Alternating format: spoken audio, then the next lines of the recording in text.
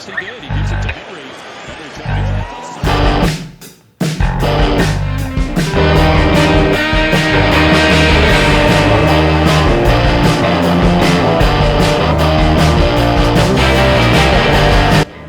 Hey everyone, welcome back to Great Sports Debates. We got your picks here against the spread. Let's jump right into it with Thursday Night Football. We got the Cowboys at the Giants. Maybe I'm not giving home field advantage enough credit, but you'll see here, there's a lot of road teams I like this week. Maybe I'm a little bit off my rocker, but I just like these teams better.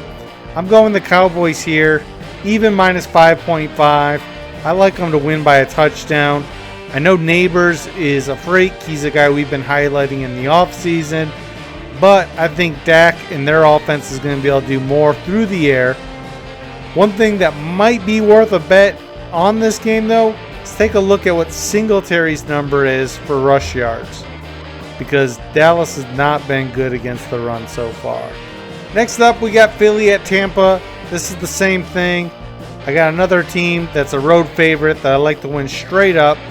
23-17. The tricky part here is on this one is what the Eagles do really well, probably better than anybody, is run the ball, and Tampa Bay's pretty good at taking that away. If the Eagles can find pressure on the defensive side and force things to speed up for Mayfield, I think they should be able to win this one by 5 or 6. Interesting matchup. Prior to looking at the line, I had the Saints winning a close one on the road. Maybe I'm overvaluing the Saints a little bit here. They are a 2-point dog, but this is one we're probably going to just watch and see, and the winner here is probably in the driver's seat for the division. Another road dog that I like straight up is the Minnesota Vikings.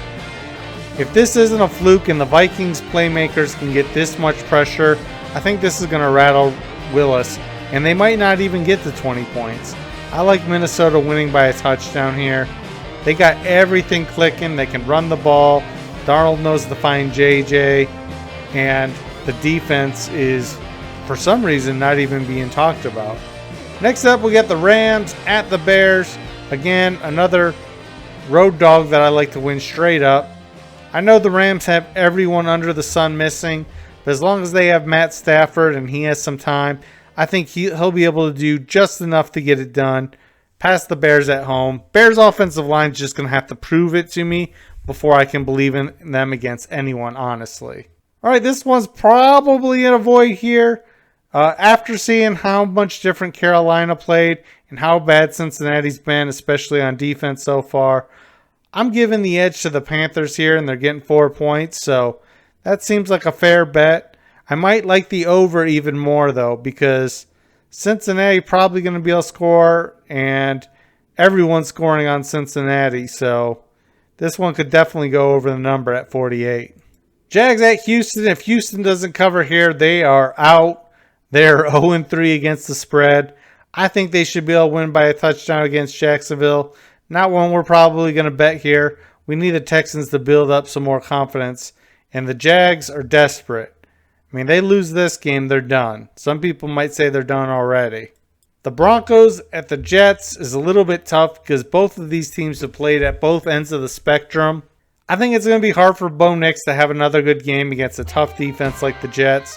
And the way Aaron Rodgers is looking, I think he'll be able to get enough points to get it done. This is going to be a low-scoring game, probably 30-something total. So keep that in mind as well. All right, you know we had already mentioned on one of our other little side comments when we were talking power rankings. And we're going Steelers minus 1.5 as well as the under here. I'm going to keep taking that together as long as the Steelers keep holding firm. And I don't see any reason why they shouldn't against the Colts. Both teams like to run the ball, which is going to help with keeping it low scoring. The Steelers have a sick defense, and Richardson, I'm not going to trust to be able to lead them to a victory against the Steelers. Next up, we got the Patriots at San Francisco. 10's a huge number, so I'm going to avoid here. I could see San Francisco definitely covering that number, but the way they played lately, I'm going to just sit on the sidelines for this one. Okay, this is one of my favorite plays that I haven't made yet that I think I might look into doing, and that's the over here. It's a big number for sure, but I think Washington and Arizona both have some firepower on offense and don't have a whole lot on defense. So that number is already growing. I think it's 50.5 last I looked, which is also discouraging that it keeps going up, but I really do like that number.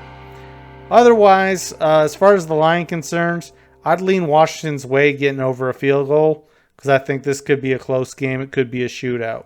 Kansas City at the Chargers. Looked at the line before I made this. I would have just taken Kansas City minus whatever the points were. However, when I did it, it was like 6, and the Chargers were getting 8. Kansas City, I know last year historically won but didn't cover. I'd have to look and see what the numbers are this year. Again, this is probably going to be a void for me, but if I went, I'd go with the +8 on this. And also, despite both teams not really scoring a whole lot and having pretty good defenses, I could see this going over with a number of 39. Next up, we got the Browns at the Raiders. I don't know. 37 is a small number, and I'm going to avoid it because somebody's going to have to score. Both these teams are going to run. Both these teams are really bad. The Browns at least have a good defense. I don't know if the Raiders are going to show out based on, their coach's message last week, or if they're just going to completely fold. So this is going to be a complete avoid for me as well. But I do think I'd give the edge to the Raiders at home. All right, and then we got 3 primetime games. We got the Sunday Night Football. I like the Bills straight up, and they're getting 2.5. I'd probably look at money line here if I was going to bet this against the Ravens. And what's going to be an incredible stinker for Monday Night Football. Tennessee at Miami. Miami's somehow favored, and I get it that they're at home and Tennessee's pretty terrible. But I think in a low-scoring game, Tennessee has the edge. Miami can't block anybody. Thompson looks really bad. And even though Levis makes a ton of mistakes too, I think he's better than Thompson. On that note, I'm giving the slightest of edge to the Titans. Definitely an avoid for me. And then we got the Seahawks at Detroit. I might sit on this one a little bit longer. I like Detroit to win by somewhere between 4 to 6 at least. They're at home. They got revenge. And even though the Seahawks match up with them well, I do think Detroit is just a better team. This number's been dropping, so maybe most people are disagreeing with me there. But if this gets the -3 or less, I'm definitely going to jump on the Lions. So keep your eye open for that. No buys yet. That's the lineup. That's the picks. Let me know what I got right. Let me know what I got wrong. As always, like, subscribe, and thanks for watching.